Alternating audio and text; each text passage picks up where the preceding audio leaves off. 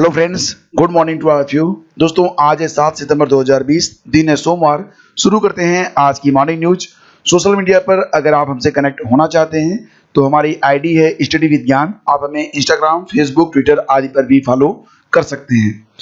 केशवानंद भारती, अगर आप कोई भी प्रतियोगी परीक्षा की तैयारी कर रहे हैं तो ये नाम आपके लिए अननोन नहीं होगा, अनजाना नहीं होगा।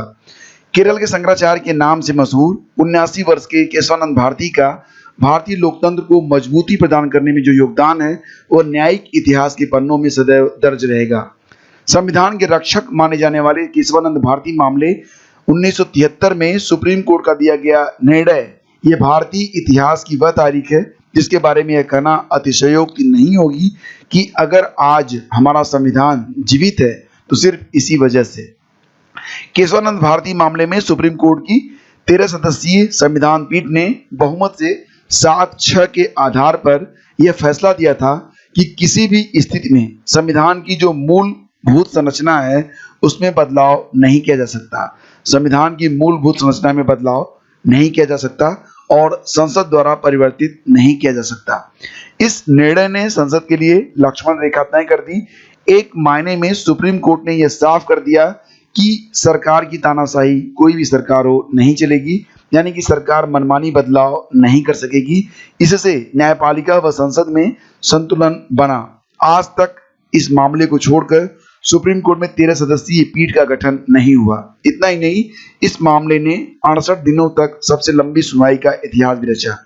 फिलहाल फ्रेंड्स, ये जो पूरी न्यूज है वो एक लंबी विश्लेषण की आवश्यकता रखती है और इस पर एक अलग वीडियो मैं आपको अवेलेबल करवाऊंगा। उम्मीद करता हूं कि आप पूरा वीडियो देखेंगे और अपना ज्ञानवर्धन करेंगे।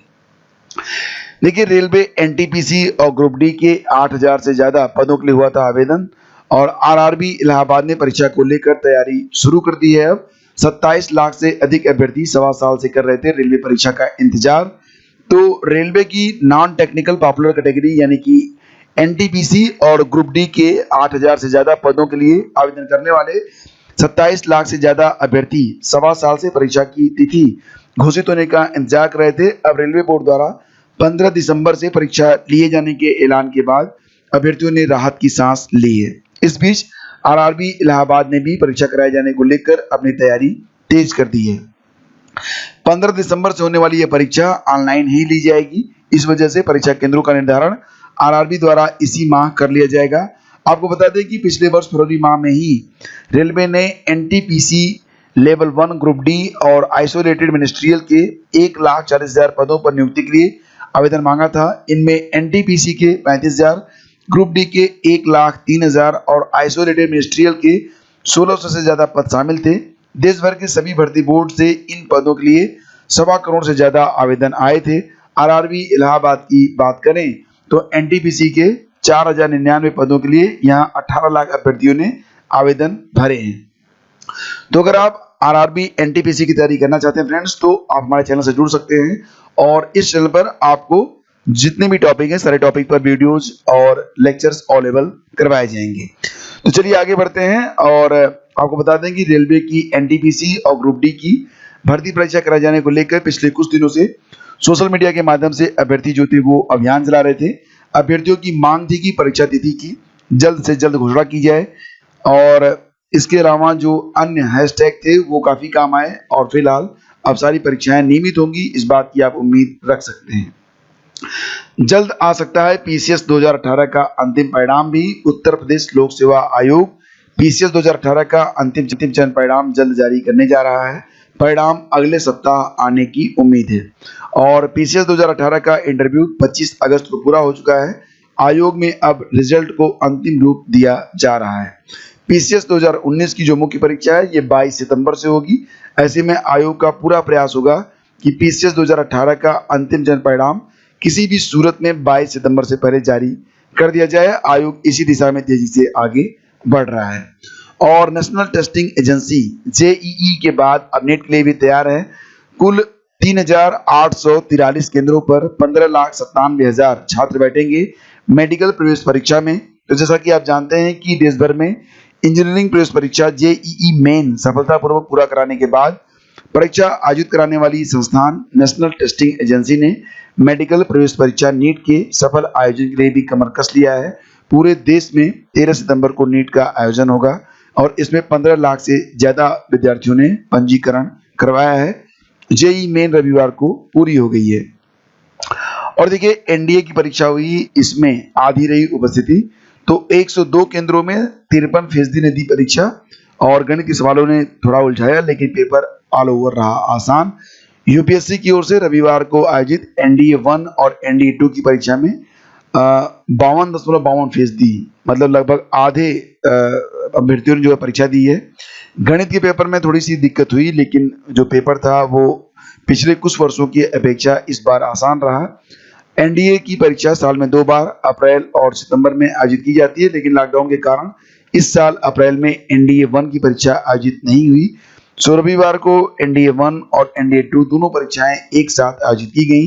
यही वजह रही कि पिछले वर्षों के मुकाबले इस बार परीक्षा केंद्रों की संख्या अधिक थी, साथ ही सोशल डिस्टेंसिंग का पालन भी होना था। सो अतिरिक्त जो केंद्रों की थी व्यवस्था की गई थी। परीक्षा 2 पालियों में हुई, 10 बजे से दोपहर 12:30 बजे और दोपहर 2 बजे से शाम 4:30 बजे तक ये परीक्षा हुई थी। और फ्रेंड्स, जैसा कि आप लोग जानते हैं कि भारत में बहुत तेजी से कोरोना जो है फैल रहा है और अभी तक सबसे अधिक रिकॉर्ड था अमेरिका में, एक दिन में 78,000 से अधिक मामले, लेकिन भारत में 90,000 से अधिक मामले एक दिन में दर्ज किए गए हैं। यानी कि फ्रेंड्स, जो कुछ भी हो, आप घर के बाहर जरूर हैं, लेकिन आप अगर बात को माने तो अपने स्वास्थ्य की चिंता करना और उसकी रक्षा करना ये अब आपके हाथ में है। और आप बिल्कुल भी सोशल डिस्टेंसिंग का ध्यान रखें और मतलब एकदम सावधानी बरतिए भाई, ठीक है। जान है तो जहान है और स्वास्थ्य है तभी आप कुछ कर पाएंगे। नए शिक्षक भर्ती में 12 लाख से अधिक आवेदन का अनुमान लगाया जा रहा है। 15 लाख से अधिक बीएड पास युवक जो है वर्तमान में बेरोजगार हैं, यानी कि बीएड करके घर बैठने वाले 15 लाख से अधिक अभ्यर्थी हैं। तो 12 लाख से अधिक आवेदन तो आएंगे। जैसा कि आप लोग जानते हैं कि 16,000 से अधिक पदों पर उत्तर प्रदेश में टीजीटी, पीजीटी और प्रिंसिपल के पदों पर भर्ती शुरू होने वाली है। विज्ञापन जारी होने जा रहा है और इसके पहले 2016 में टीजीटी के 7,950 और पीजीटी के 1,344 पदों पर भर्ती के लिए 10,71,000 अभ्यर्थियों ने फॉर्म भरे थे। तो इस बार पदों की संख्या भी अधिक है और काफी दिनों से वैकेंसी आई भी नहीं है।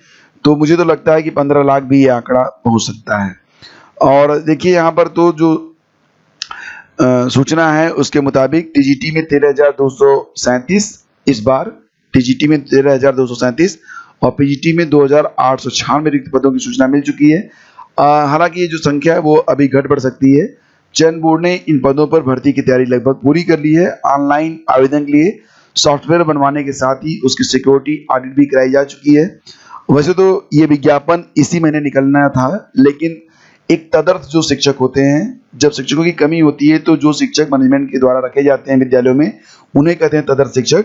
तो तदर्थ शिक्षक वाला जो मामला था उसमें सुप्रीम कोर्ट की ओर से भी हाल ही में जो आदेश आया है उसको देखते हुए अब ये वैकेंसी है वो तदर्थ के लिए भी एडजस्ट करनी होगी। सो अब वैकेंसी सितंबर के बदले अक्टूबर के अंत तक शुरू होने की उम्मीद जताई जा रही है, क्योंकि तदर्थ शिक्षकों को भी नई भर्ती में सम्मिलित करना होगा और उनको भी शिक्षा मित्रों की तरह वेटेज दी जाने की बात कही गई। यानी कि जो तदर्थ शिक्षक होंगे उनको जो है वेटेज मिलेगा और इसकी जो परीक्षा होगी टीजीटी पीजीटी 2020 की, ये मई 2021 में कराई जाएगी। और इस लिहाज से सर्वोच्च न्यायालय ने जुलाई 2021 से पहले चयन और पदस्थापन की प्रक्रिया पूरी करने के आदेशों का अनुपालन होना थोड़ा मुश्किल दिख रहा है।